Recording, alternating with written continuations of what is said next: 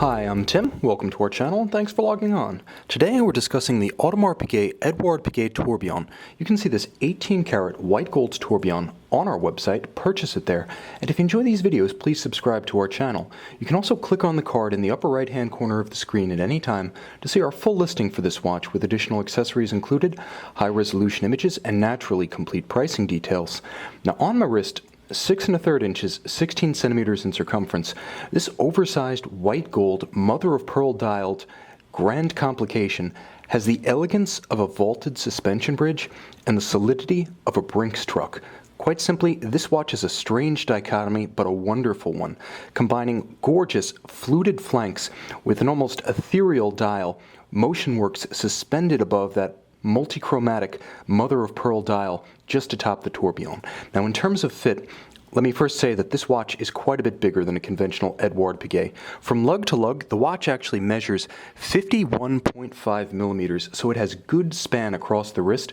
Now, you could wear this watch securely on a wrist down to about 15, perhaps 14.5 centimeters in circumference, but what really sets this particular model apart within the Edward Piguet family is that it's large enough to handle big wrists. Typically, these watches are small, some might even say undersized. No such problem here, as you can say this watch has incredible presence, and that's just its physical size. The drama of it makes it appear even larger. Now, in terms of thickness, it's actually quite becoming of a dress reference. It's thinner than it looks, only 12.5 millimeters high above the wrist. It also has those fluted flanks that actually allow a dress sleeve or a tight cuff to get a nice running start ramping up and over this watch. Now the watch itself features a horizontal measurement of approximately 34.5 millimeters, not including the crown. That's the measurement from 3 to 9 o'clock. Now on the wrist, you're not going to forget that you're wearing a grand complication or a precious metal watch, because with a ton of white gold and a very meaty full width strap, this timepiece has as much mass as it has class. Now you'll note that the alligator leather strap is a matte finish. This is a deliberate decision on the part of Audemars Piguet to keep the strap low profile, nicely paired in terms of proportions, but definitely secondary to the main event, which is the dial of the watch. You'll see that the watch has a nice width to the strap, and that's a good thing, because too many wide watches have undersized straps that allow the watch to torque side to side on the wrist. No such problem here. You'll also note just how well bolstered the strap is. Very substantial.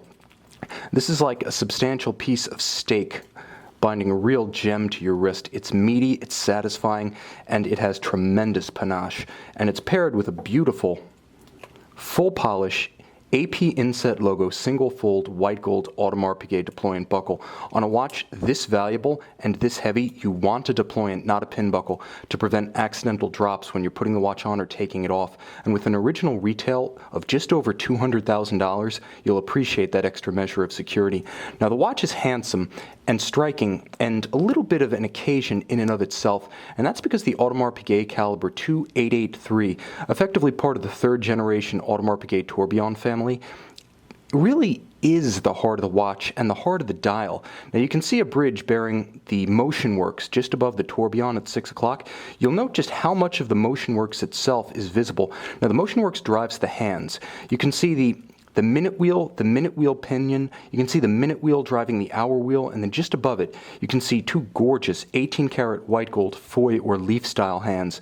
Now there's a mustache tourbillon bridge at 6 o'clock, and the mustache bridge is immensely beautiful. Finished down to the micro level, this watch holds up under 20 power loop examination, and if you do look, you'll also note that the balance itself is bounced back and forth and actually preserved in its chronometric precision by a Piguet overcoil hairspring. So the alternations, thanks to the more concentric beating of the Piguet overcoil hairspring, the alternations are less subject to the effects of gravity, which is to say that really no matter what position you leave this watch on your dresser or whatever position it assumes on the wrist, thanks to that Piguet overcoil, it really is going to preserve a great deal of the original mission of a tourbillon, which is after all chronometric precision.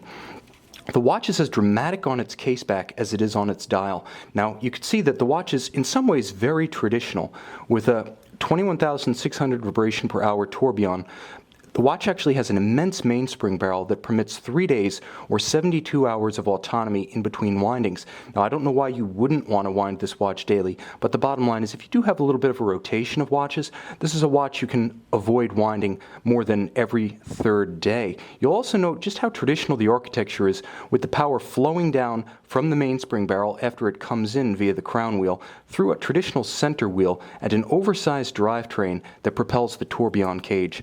This is a watch that's handsome. This is a watch that is dramatic. This is a watch that is immensely masculine. And with the exceptional and explosive effect of the mother of pearl dial, it's a watch that never looks the same in any two glances. This is a watch that, quite frankly, is beginning to explode and unlock its charisma in the light of my light box. Taken into the direct sun of broad daylight, it's a watch that has a presence that's simply second to none.